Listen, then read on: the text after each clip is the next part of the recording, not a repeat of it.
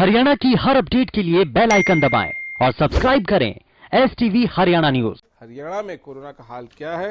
हरियाणा में कोरोना के कुल मरीज 46,000 के पार जा चुके हैं। एक ही दिन में कोरोना के 796 नए मामलों की पुष्टि हुई। फरीदाबाद में 131, गुरुग्राम में भी 77 नए मामले सामने आए। प्रदेश में कोरोना से अब तक 528 लोगों की मौत हो चुकी है। इलाज के बाद हालांकि 38,000 से ज्यादा मरीज ठीक हो चुके हैं और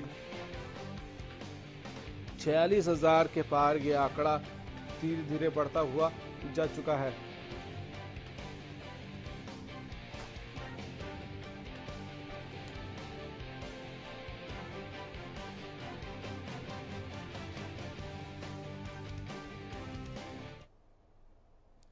चलिए अब आपको पूरे प्रदेश का हाल बताते हैं कि प्रदेश में अलग अलग हिस्सों में क्या हालात हैं। हमारे साथ पानीपत से जितेंद्र शर्मा हमारे संवाददाता जुड़ गए हैं। जितेंद्र, पानीपत में क्या स्थिति है इस वक्त?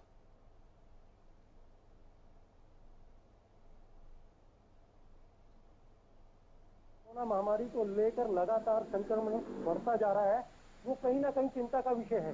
देखिए, पिछले मैं अगर अगस्त की बात करूं तो इस अगस्त के अंदर 15 मौतें हो चुकी हैं और कल भी एक मौत हुई है, जिसके कारण मौतों का आंकड़ा लगातार 32 हो गया है और ये चिंता का विषय है। और सबसे बड़ी बात यह है कि पानीपत के साथ लगते हुए गांवों के अंदर अब ये संक्रमण जो है भयानक रूप ले रहा है, जिसको संभालना मुश्किल हो गया है। यही कारण है कि आज लगातार कोरोना की महामारी के दौरान लगातार संक्रमण भी बढ़ रहा है और मौतों की संख्या भी बढ़ रही है। जी गौरव। ठीक है, इस वक्त कितने एक्टिव केस हैं? देखिए गौरव, इस समय जो है 706 एक्टिव केस हैं और उनको लेकर कहीं ना कहीं स्वास्थ्य विभाग भी चिंतित है। ठीक है, और अगर हम व्यवस्था की बात करें, अरेंजमेंट्स की बात करें, तो किस तरह की स्वास्थ्य सेवाएं जो हैं वो दी जा रही हैं? क्या वहां बेड्स आसानी से मिल जा रहे हैं या जो लोग होम आइसोलेशन में हैं उन तक ऑक्सीजन की अगर जरूरत है तो वो पहुंचाया जा रहा है कि नहीं? उनको दवाइयां मिल रही हैं या नहीं? देखिए गौरव, स्वास्थ्य विभाग की तरफ से सारी जिम्मेदारी ठीक ठाक तरीके से निभाई जा रही है। पूरी गाइडलाइन का पालन किया जा रहा है स्वास्थ्य विभाग की तरफ से। लेकिन कोरोना गाइडलाइन में एक और परिवर्तन हुआ है। जो विदेशों से अपने टेस्ट करवा कर आते थे, उसके लिए सबसे पहले स्वास्थ्य विभाग के अंदर जांच होती थी। लेकिन अब स्वास्थ्य विभाग के CMO संतलाल जी ने जानकारी देते हुए हमें बताया था कि अगर वो फॉरेन से आ रहे हैं और अपनी जांच करवा के आ रहे हैं तो कहीं उनके पास अपने पास घर में रहने की व्यवस्था है तो होम क्वारंटाइन हो सकते हैं। लेकिन सबसे बड़ी बात यह है कि जिस तरीके से मौतों का आंकड़ा बढ़ रहा है तो कहीं ना कहीं लोग बाग भी जो है लापरवाही ज्यादा बरतते जा रहे हैं। यही कारण है कि बाजार वगैरह कहीं भी आप देखिए, बच्चों के साथ आपको टहलते मिल जाएंगे, लगातार चालान हो रहे हैं, लेकिन लोग बाग समझने का नाम नहीं ले रहे। ठीक गौरव। चलिए, बहुत शुक्रिया आपका जितेंद्र इन तमाम जानकारियों के लिए। तो जितेंद्र शर्मा हमारे संवाददाता पानीपत का हाल बता रहे थे आपको। अब आपको गुलाची का लिए चलते हैं, जहां से हर्ष गर्ग हमारे संवाददाता हमारे साथ जुड़ गए हैं। हर्ष, एक बात बताइए कि आपके यहाँ किस तरह की स्थिति है और वहां क्या लोग समझ रहे हैं कि इस वक्त कितनी और ज्यादा सावधानी की जरूरत है? देखिए गौरव, अगर गुलाचिका की बात की जाए तो गुलाचिका में जो कोरोना संक्रमण है लगातार अपने पैर पसार रहा है। कल भी 5 एक्टिव केस सामने आए हैं और लगातार पिछले लगभग 1 महीने में 65 से ज्यादा केस सामने आ चुके हैं। स्वास्थ्य विभाग लगातार लोगों को अवेयर कर रहा है, परंतु लोग है कि मानने को तैयार नहीं है और चलान किए जा रहे हैं, परंतु फिर भी लोग स्वास्थ्य विभाग की और प्रशासन की गाइडलाइन का बिल्कुल भी पालन नहीं कर रहे हैं। जी गौरव। प्रशासन की गाइडलाइन का बिल्कुल भी पालन नहीं कर रहे हैं। जी गौरव। ठीक है, एक बात बताइए कि आप कह रहे हैं चालान हो रहा है, तो मार्केट में क्या स्थिति है? सब्जी लेने लोग जा रहे हैं, वहां क्या स्थिति है? या जो लोग दफ्तर के लिए निकल रहे हैं, या क्या अब वैसे लोग भी निकलने लग गए हैं जो यूं ही सड़कों पर घूम रहे हैं? देखिए गौरव, स्वास्थ्य विभाग और प्रशासन की गाइडलाइन के बावजूद भी लोगों में बिल्कुल भी अवेयरनेस नहीं है। लोग बिल्कुल सड़कों पर उतर रहे हैं और भीड़ भाड़ वाले इलाके में जा रहे हैं। हालांकि जो लोग कंटेनमेंट जोन में थे, जो लोग पॉजिटिव आए थे, वो भी लोग सड़कों पर घूम रहे थे, जिसके लिए प्रशासन ने उनके खिलाफ FIR भी दर्ज करवाई है, परंतु क्या है, लोग फिर भी मानने को तैयार नहीं है। जी गौरव। ठीक है, स्वास्थ्य सेवाएं किस तरह की वहां उपलब्ध हैं? क्या वहां बेड्स मौजूद हैं प्रॉपर संख्या में? वहां जो लोग होम आइसोलेशन में रहते हैं उनको क्या दवाइयां और प्रॉपर गाइडलाइंस दी जा रही हैं? देखिए गौरव, अगर स्वास्थ्य विभाग की बात करें तो देखिए स्वास्थ्य विभाग पूरी तरह सतर्क है और अपनी ड्यूटी बखूबी निभा रहा है।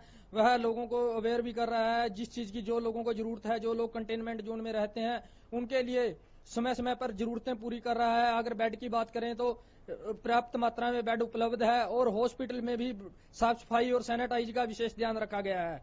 जी गौरव। चलिए, बहुत शुक्रिया आपका हर्ष इन तमाम जानकारियों के लिए। तो हर्ष हमारे साथ हमारे संवाददाता जुड़े थे और बता रहे थे कि क्या स्थिति इस वक्त गोहला चीका में है। एक छोटे से ब्रेक के लिए रुक रहे हैं, जल्द लौटेंगे। ब्रेक के बाद एक बार फिर से आपका स्वागत है। जगदीश प्रजापति हमारे संवाददाता कालावली से हमारे साथ जुड़ गए हैं।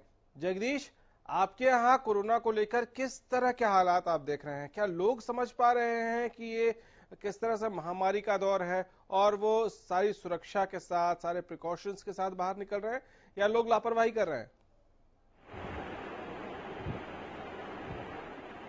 जी गौरव, बिल्कुल हम अगर बात कालावाली हल्का की करें तो कालावाली के हल्का के लोग बिल्कुल भी कोरोना को लेकर